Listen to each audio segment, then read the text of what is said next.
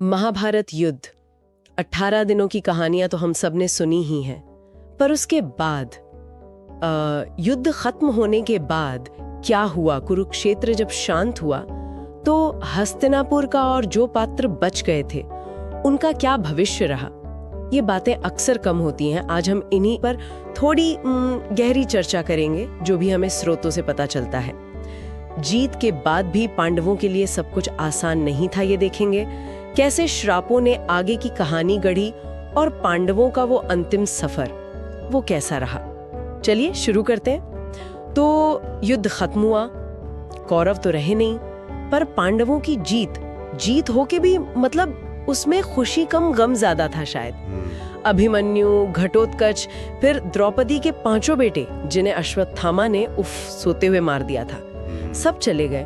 और दूसरी तरफ भीष्म, द्रोण, कर्ण, इतने बड़े बड़े महारथी, कोई नहीं बचा। तो ये जीत असल में कैसी जीत थी? कीमत तो बहुत भारी थी।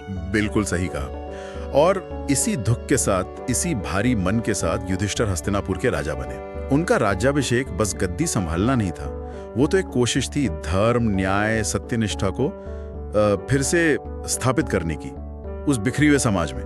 बहुत बड़ा काम था ये। हाँ, बहुत बड़ी चुनौती रही होगी। और इसी मुश्किल समय में वो एक क्षण आता है ना, भीष्म पितामह का, शरशैया पर लेटे हुए, तीरों की उस सेज पर ही उन्होंने उत्तरायण की प्रतीक्षा की और युधिष्ठिर को राजधर्म, मोक्ष धर्म, इन सब पर वो उपदेश दिए जो महाभारत के शांति पर्व और अनुशासन पर्व में है। सोचिए जरा, मृत्यु के इतने करीब होकर जीवन और शासन का सार बताना। जी हाँ, वो ज्ञान हस्तांतरण का एक बहुत ही महत्वपूर्ण अवसर था। और इसी के आसपास भविष्य तय करने वाले 2 बड़े श्राप भी दिए गए। एक तरफ तो अश्वत्थामा, पुत्रों की हत्या का वो भयानक पाप, तो श्री कृष्ण ने उसे श्राप दिया कि युगों तक वो पीड़ा में भटकेगा अकेला। और दूसरी तरफ गांधारी, अपने 100 बेटों को खोने के बाद गहरे दुख में उन्होंने श्री कृष्ण को श्राप दे दिया कि जैसे कुरुवंश खत्म हुआ, वैसे ही तुम्हारा यदुवंश भी आपसी लड़ाई में नष्ट हो जाएगा। बाप रे! और ये सिर्फ गुस्से में कहे शब्द नहीं थे, ये श्राप तो आगे की कहानी बन गए। बिल्कुल, ये भविष्य की नींव रख रहे थे एक तरह से। और कमाल ये कि गांधारी का श्राप सच हुआ। श्री कृष्ण द्वारका लौटे, समय बीता और यादवों में अहंकार, अनुशासनहीनता, ये सब बढ़ने लगा। हाँ, और ठीक 36 साल बाद, गांधारी के श्राप के ठीक 36 साल बाद वही हुआ। नशे में, आपसी झगड़ों में यादवों ने एक दूसरे को ही मार डाला, पूरा वंश खत्म। कितनी अजीब बात है ना, कि स्वयं भगवान कृष्ण भी इसे रोक नहीं पाए, या शायद रोकना नहीं चाहा, नियति थी। कह सकते हैं। इस विनाश के बाद पांडवों का भी मन उचट गया संसार से।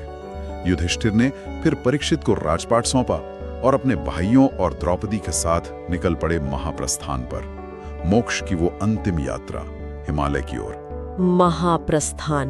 हाँ, पर वो यात्रा भी आसान कहाँ थी।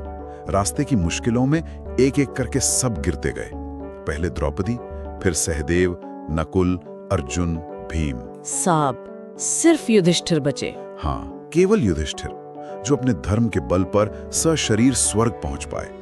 ऐसा होना बहुत ही दुर्लभ माना जाता है। सच में, केवल युधिष्ठिर का सशरीर स्वर्ग पहुंचना, ये अपने आप में एक कहानी है। बिल्कुल, ये उनके धर्मपरायण जीवन का शायद सबसे बड़ा प्रमाण था। और इस पूरी कहानी को, युद्ध से लेकर महाप्रस्थान तक, इस विशाल गाथा को लिखवाया किसने? महर्षि व्यास ने। जी, और लिखा श्री गणेश ने। कहते हैं लगभग 1.25 लाख श्लोक हैं इसमें। दुनिया का सबसे बड़ा महाकाव्य। सोचिए कितना कुछ समाया होगा इसमें। सही में। तो देखिए, महाभारत का युद्ध अंत नहीं था, वो तो एक नए अध्याय की शुरुआत थी, जिसमें न्याय, कर्मफल, श्राप, वरदान और आखिर में मोक्ष की तलाश, ये सब था। युद्ध के बाद की ये घटनाएं हमें जीवन के मतलब, हमारे कर्मों के फल, इन सब पर बहुत गहराई से सोचने पर मजबूर करती हैं। बिल्कुल सही कहा। युद्ध के मैदान के शोर के बाद की जो शांति होती है, उसमें शायद ज्यादा गहरे सबक छिपे होते हैं। अच्छा, श्रोताओं के लिए एक सवाल छोड़ते हैं। ऐसा क्यों हुआ होगा कि केवल युधिष्ठिर ही सशरीर स्वर्ग पहुंचे? उनके भाई द्रौपदी, वे भी तो महान थे, वो क्यों पीछे रह गए? क्या ये उनके चरित्र में किसी छोटी सी कमी की वजह से था, या उस आखिरी यात्रा में उनके मन में कोई खास विचार चल रहे थे? इस पर सोचना दिलचस्प हो सकता है।